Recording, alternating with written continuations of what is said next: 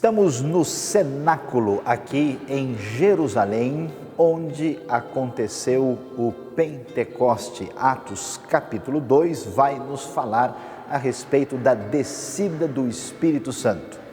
A profecia de Joel 2 iria finalmente acontecer e aqui nós estamos no cenário onde nós vamos encontrar este momento tão especial do início do livro de Atos, quando é inaugurada a Era do Espírito. As construções aqui são posteriores, da época medieval, mas a localização coincide muito nitidamente com aquilo que encontramos no Novo Testamento, nessa sala elevada, numa espécie de segundo andar no cenáculo em Jerusalém, falando aqui do Rota 66, livro de Atos.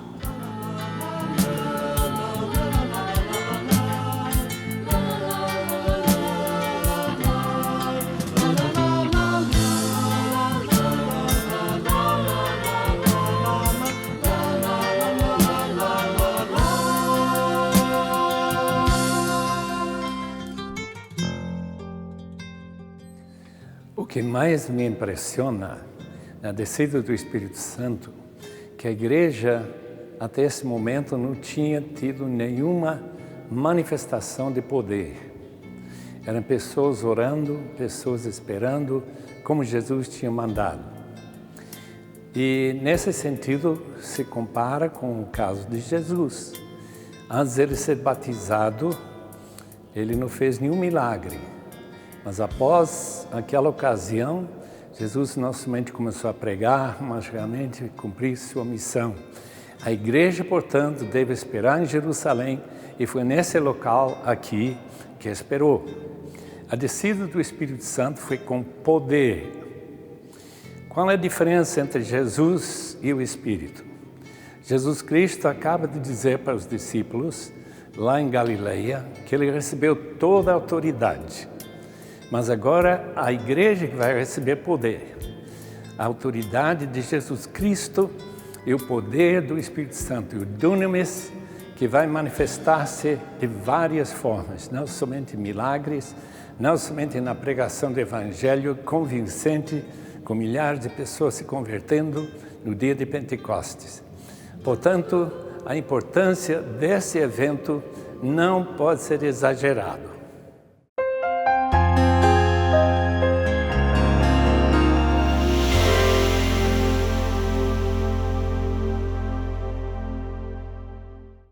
Estamos bem em frente da casa de Maria, chamado Cenáculo.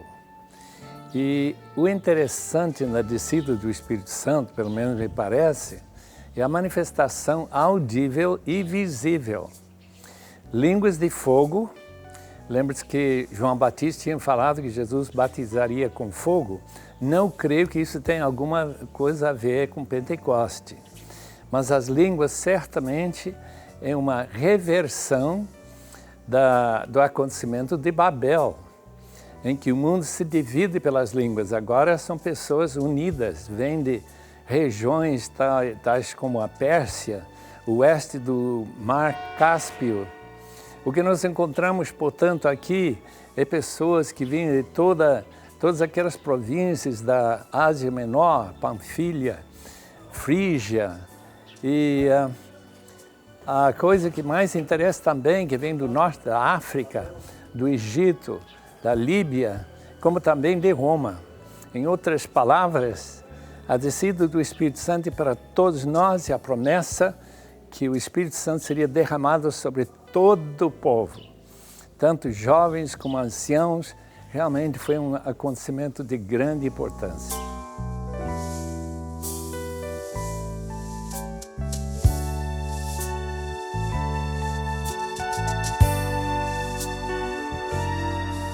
O milagre da descida do Espírito Santo que aconteceu exatamente aqui no cenáculo vai nos mostrar e nos ensinar coisas muito importantes. Você não pode se esquecer que nessa altura nós temos apenas judeus.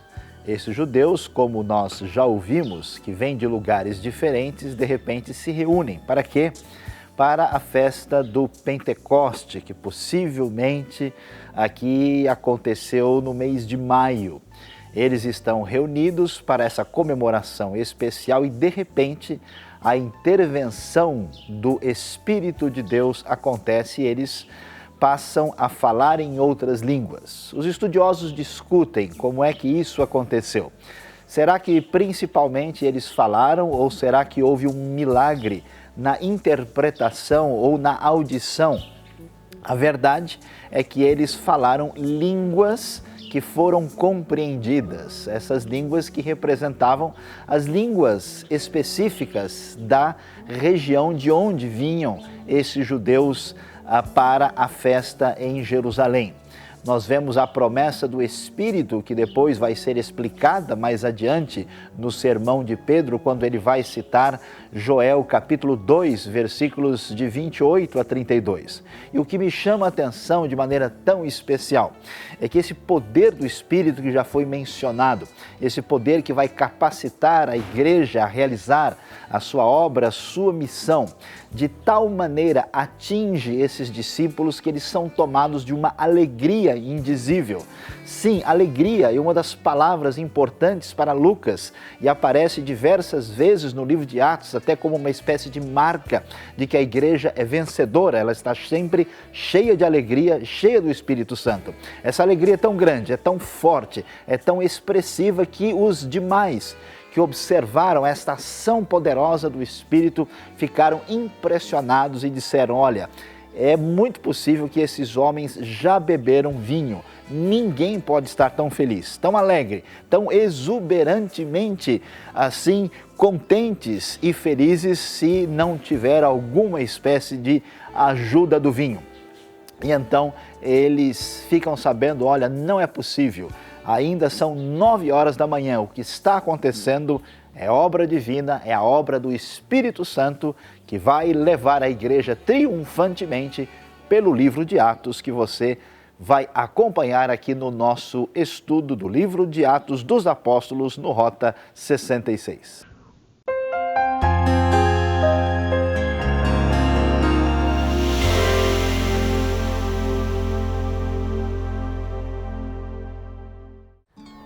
Para entender corretamente o que vemos em Atos 2, nós vimos que tudo começa no cenáculo, no lugar que era a casa de Maria, mãe de João Marcos, mas depois vemos a mensagem de Pedro, que é pregada no templo.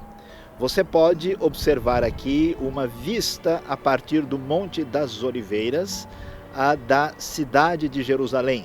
Lá você pode contemplar uma muralha, essa muralha é medieval, chamada muralha da época otomana, portanto muito posterior, mas você pode reconhecer com facilidade a cúpula dourada.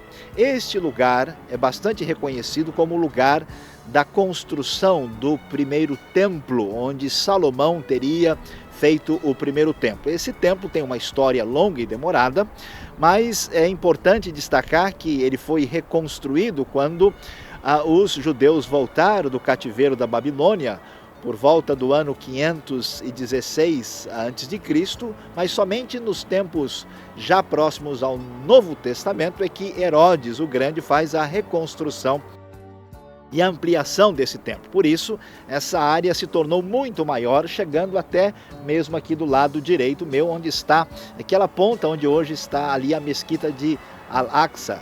E exatamente ali naquela região, próximo à mesquita aqui, como podemos observar, naquelas escadarias, seria a localidade mais adequada para o que nós estamos falando aqui em Atos capítulo 2. Então você pode viajar comigo no tempo e colocar-se há 2000 anos atrás e tentar construir na sua mente aquilo que aconteceu nesse momento tão especial da descida do Espírito Santo e da mensagem de Pedro no Pentecoste em Atos capítulo 2.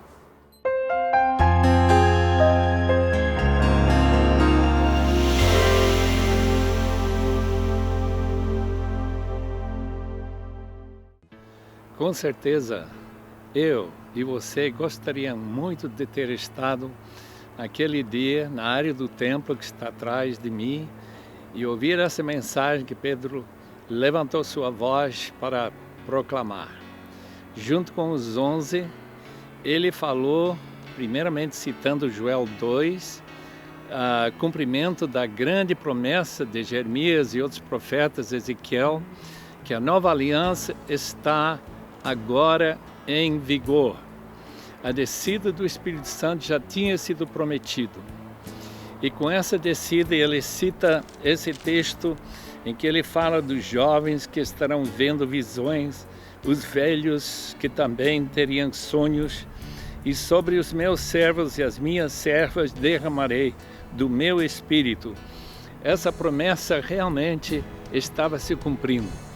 Mas o que nos surpreende é que essa mensagem também é escatológica.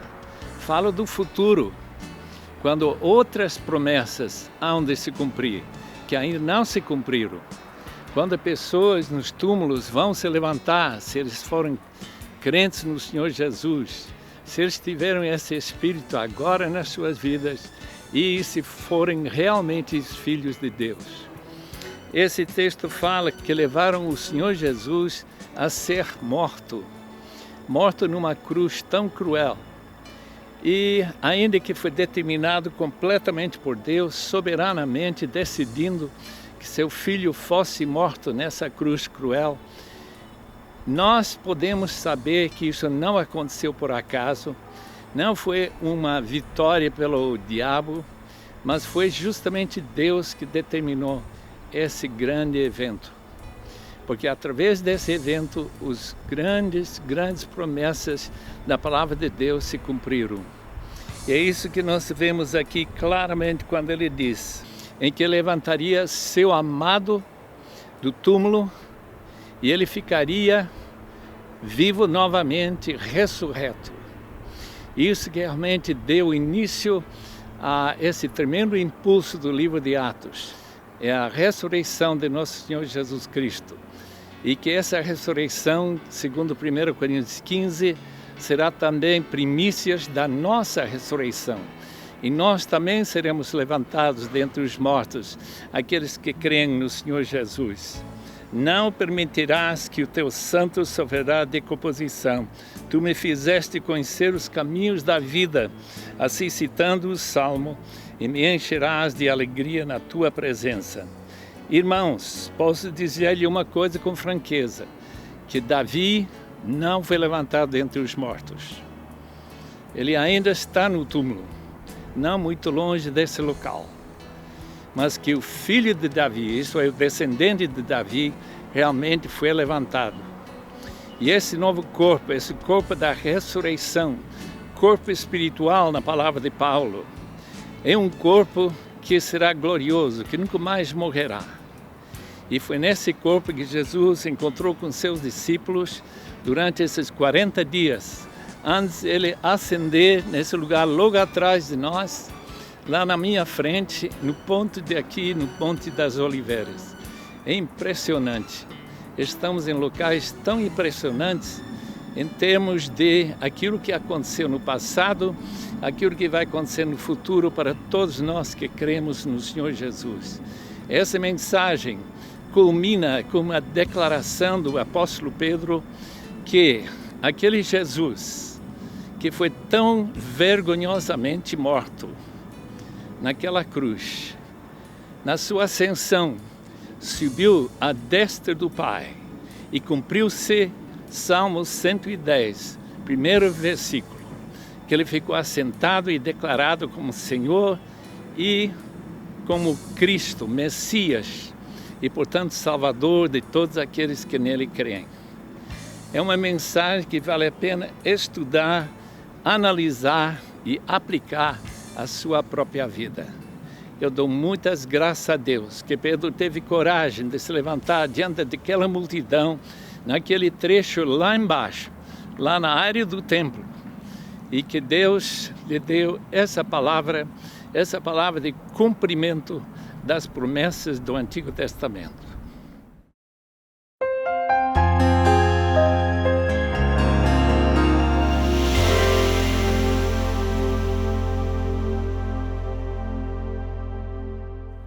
O impacto da mensagem de Pedro seguramente merece nossa atenção.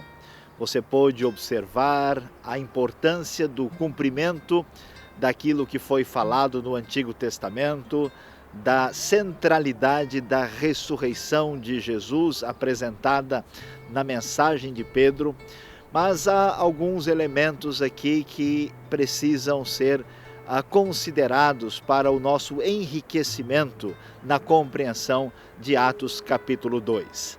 É importante observar que toda a história da redenção fala muito da questão do relacionamento de Deus com o homem. Desde a queda, desde o Éden, a presença de Deus não estava disponível da mesma forma como no início, na história da criação. E nós vemos que no decorrer dos tempos, dos séculos, quando Deus faz a sua aliança com Israel, Ele está presente no meio do seu povo, mas a sua presença em algumas vezes aparece de maneira gloriosa e muitas vezes essa presença divina se manifesta por meio do seu Espírito. No entanto, esse Espírito não aparece de maneira permanente em todos aqueles que fazem parte desse berit, dessa aliança inicial. Quando nós vemos o que Atos 2 apresenta, falando da profecia de Joel, capítulo 2, lá nos tempos de Joel, a grande preocupação era com a praga dos gafanhotos, era com a sobrevivência, com a questão de manter a continuidade da vida. E naquele momento, Deus vai dizer àquele povo que além da segurança da vida, além da provisão divina, haveria de chegar uma bênção mais extraordinária e especial, igualmente necessária ou até muito mais importante, que era exatamente o derramamento do Espírito. Quando vemos o derramamento do Espírito, chega esse momento em que a habitação de Deus torna-se uma coisa particularmente relevante, não só porque o Verbo se fez carne e está presente entre nós, mas que quando o Espírito vem para habitar no coração daqueles que estão em aliança com Deus. E o que há de extraordinário, de especial, de magnífico nessa habitação? Conforme nós acabamos de ouvir na própria leitura bíblica, é que o Espírito agora está presente nos jovens e nos velhos, está presente em homens e mulheres e até em escravos. Há como que uma democratização do Espírito de Deus nas palavras de Pedro.